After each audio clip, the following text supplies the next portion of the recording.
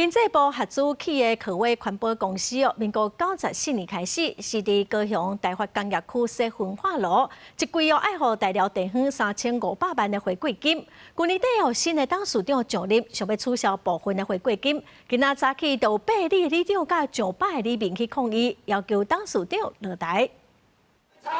科威關廠。高雄大寮包括中寮、礁邊、新厝等8里的民眾，攏總100外人，25透早就來到台發工業區的科威環保公司有報條花口河鎮靜抗議。里長講，由經濟部出錢合資興建的科威環保，自英港時代就甲地方簽約，由地方里長組成回饋金委員會，逐季會按照焚化量付回饋金。去年底新董事長蕭英達上任了後，就要求因愛檢討回饋制度，單方面取消部分的回饋金。里長認為，本數要燒錢要賺，污染攏是地方在承受，這款做法因無法度接受。寫了嘛是無效，伊嘛講無愛啊，無好還啊，係啊。伊的理由是啥物啊？伊理由講因了錢啊，公司無賺錢啊。無理由啊！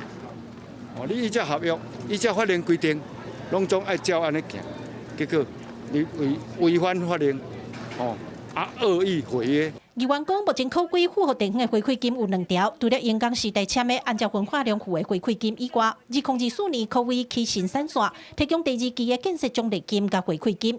現在科威採用無趁錢的講法，要甲新的這條取消，里長才會這生氣。對此，科威董事長蕭英達表示，契約有規定，雙方4年檢討一個合約，這擺嘛是按照董事會決議來執行的，取消新建回饋金嘛是按照合約來行，並無違反規定。科威願意用最大的誠意來跟他們協商但是請尊重契約精神，請尊重既有的協商機制，那個是在契約裡面明文規定。科威有明法規定撤銷回饋金，地方認為公司有營運對大來污染，取消回饋金實在真無理。雙方各有堅持，對此環保局表示，因為代誌牽涉到司法契約，公家機關無法度介入，只會當加強監督科威的營運，要求因愛甲地方好好溝通。